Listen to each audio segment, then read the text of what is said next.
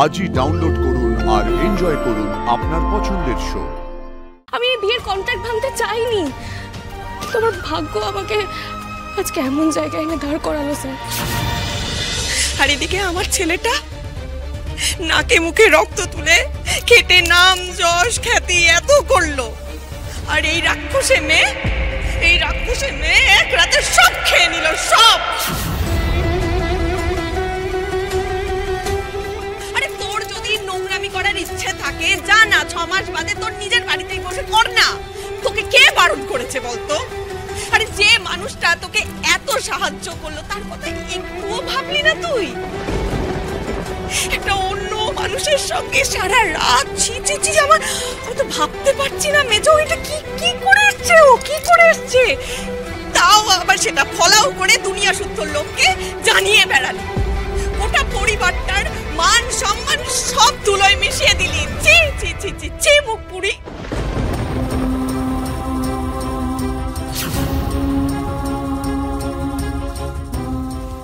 বড় বৌমা, কাকে কি বলছো?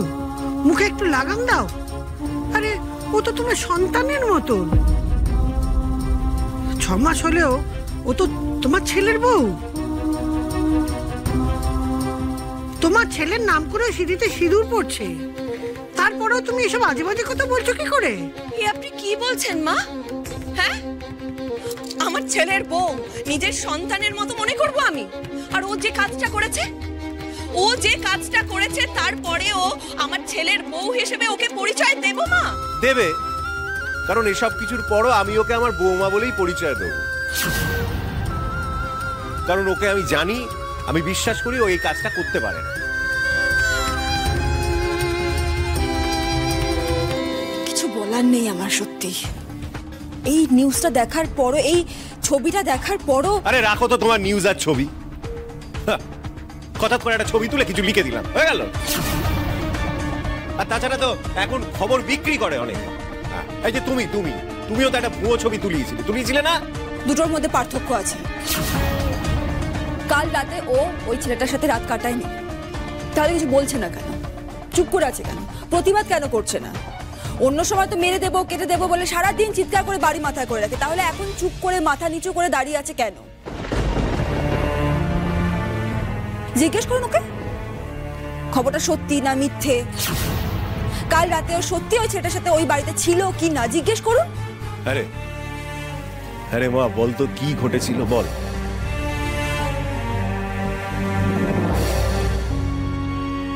হ্যাঁ,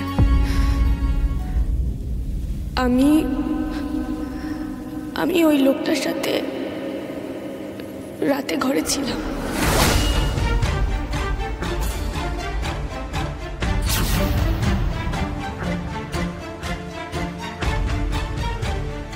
দেখ,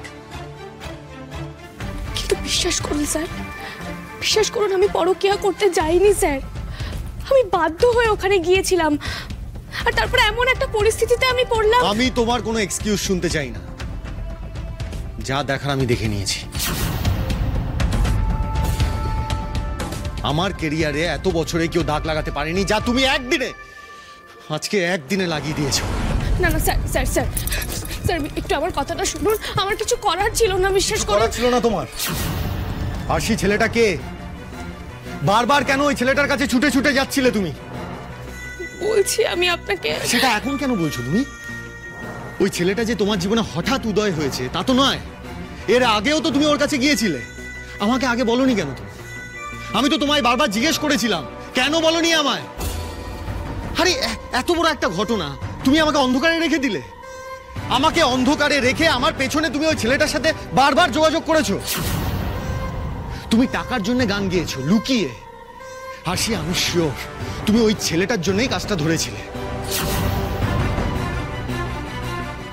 আরে কন্ট্রাক্ট অনুযায়ী সমাজের চোখে আমি তোমার হাজবেন্ড, কেন সেটা বারবার ভুলে যাচ্ছ? তোমার একবারও মনে হলো না যে এই ঘটনার ব্যাপারে আমার জানা উচিত? সবকিছু তোমার খামখেয়ালিপনা না? তুমি দুমদাম নিজের মর্জি মতো একটা কন্ট্রাক্ট ব্রিচ করে ফেললে।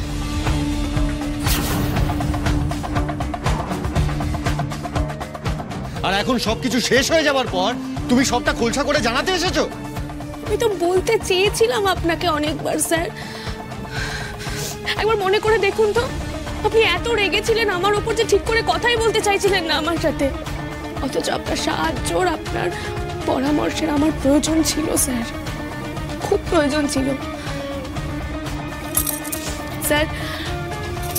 ওই ছেলেটা ও রূপম দা,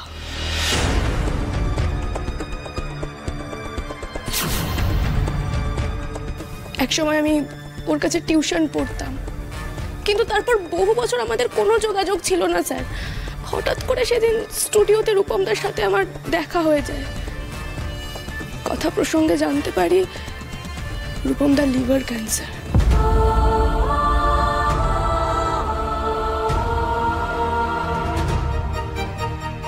থার্ড স্টেজ, একেবারে মরো অবস্থা স্যার, অথচ ওর টাকা নেই যে ওর চিকিৎসা করাবে। ওর বাড়ি গিয়ে নিজের চোখে দেখলাম যে হ্যাঁ, ও সত্যি কথাই তো বলছে। আমার কাছে হাত জোড় করে চিকিৎসার জন্য টাকা ভিক্ষে চেয়েছিল।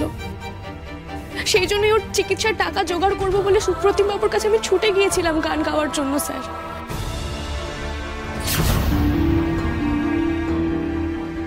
কাল রূপমদা ফোন করে বললো রূপমদার খুব জ্বর, খুব শরীর খারাপ, জল গড়িয়ে খাওয়ার মতো অবস্থা নেই। কি করতাম বলুন তো স্যার আমি?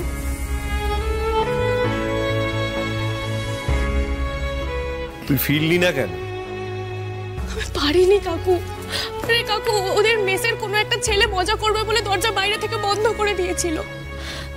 তোমরা ফোন করছো, স্যার ফোন করছে, কি বলতাম বলো তো ফোনটা ধরে? কোথায় এসেছি, কার কাছে এসেছি, কি পরিচয় দিতাম আমি রূপমদার? এসব কথা ফোনে বলা যায় নাকি? আমি সেই জন্য লজ্জায় বলতে পারিনি কাকু, ভয় পেয়েছি। স্যার যদি বিশ্বাস না করেন ওই দরজা আটকে দেওয়ার ব্যাপারটা। এখনো কেউ বিশ্বাস করছে না আরশি। তোমার এই মিথ্যে মন গড়া কাহিনী তোমার কাছে রাখো, হয়ে গেছে অনেক। তুমি শুধুমাত্র মনুষ্যত্বের খাতিরে কি রূপম দানাকে তার বাড়িতে ছুটে গেছিলে? কেউ নিজের প্রেমিক ছাড়া কোনোদিনও এত রাতে নিজের ঘর সংসার সবকিছু ছেড়ে ছুটে যেতে পারে না। সাক্ষ্য তোমার বস, তুমি তাকে লুকিয়ে তারই মিউজিক ডিরেক্টরের সাথে কাজ করতে গেছিলে। আর সেই এত রিস্ক না নিজের বয়ফ্রেন্ড ছাড়া, নিজের প্রেমিক ছাড়া কারোর জন্য কেউ নেয় না। চ্যারিটি করার জন্য নেয় না, বিশ্বাস করো।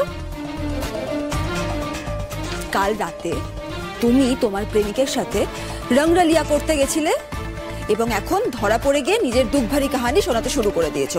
অ্যাকসেপ্ট ইট আরশি, তোমার এই মিথ্যে মন গড়া কাহিনী আর চলবে না। তুমি ধরা পড়ে গেছো। স্যার, স্যার বিশ্বাস করুন, আমি একটাও কথা বানিয়ে বলছি না স্যার। আমি এই বিয়ের কন্ট্রাক্ট ভাঙতে চাইনি। তোমার ভাগ্য আমাকে আজকে এমন জায়গায় এনে দাঁড় করালো স্যার।